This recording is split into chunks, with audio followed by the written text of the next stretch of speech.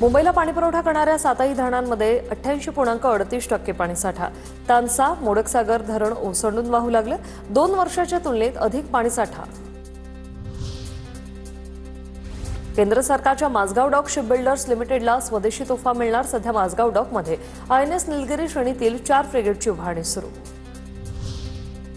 मुंबई सिंधुदुर्ग द्रुतगती महामार्ग आणि मुंबई गोवा सागरी महामार्ग या प्रस्तावित प्रकल्पांजवळ 19 विकास केंद्र उभारणार. जमीन अधिग्रहणाची प्रक्रिया सुरू.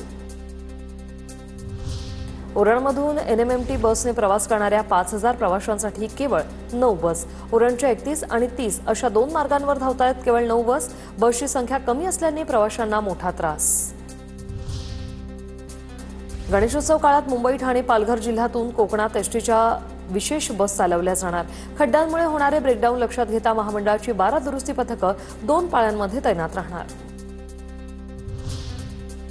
मुंबईत शिधावाटप विभागाच्या नियंत्रकाला 1,75,000ची लाच घेताना रंगेहात झाली अटक. विनायक सावंत असं लाच घेणाऱ्या मुख्य निरीक्षक अधिकाऱ्यांचं नाव. मुंबईत महापालिकेतील शाळांमध्ये विद्यार्थ्यांना शिक्षण विभागाकडून प्रतिनियुक्त एनर्जी बार देण्यात येणार. 3.5 लाख विद्यार्थ्यांना लाभ मिळणार. मुंबई पालिकेकडून 995 मूर्तिकारांना मंडप उभारणीसाठी मोफत जागा. पालिकेने पर्यावरणपूरक गणेश मूर्ती घडवणाऱ्या मूर्तिकारांना उपलब्ध करून दिली मोफत जागा. आतापर्यंत तब्बल 910 टन शाडू मातीचं वाटप. मुंबईतील कबूतरखाने बंद करण्यासाठी तात्काळ मोहीम राबवण्याचे आदेश. आयुक्तांच्या आदेशानंतर कबूतरखान्याबाहेर सूचना फलक. मनपा प्रशासनाकडून मुंबईत कारवाईला सुरुवात.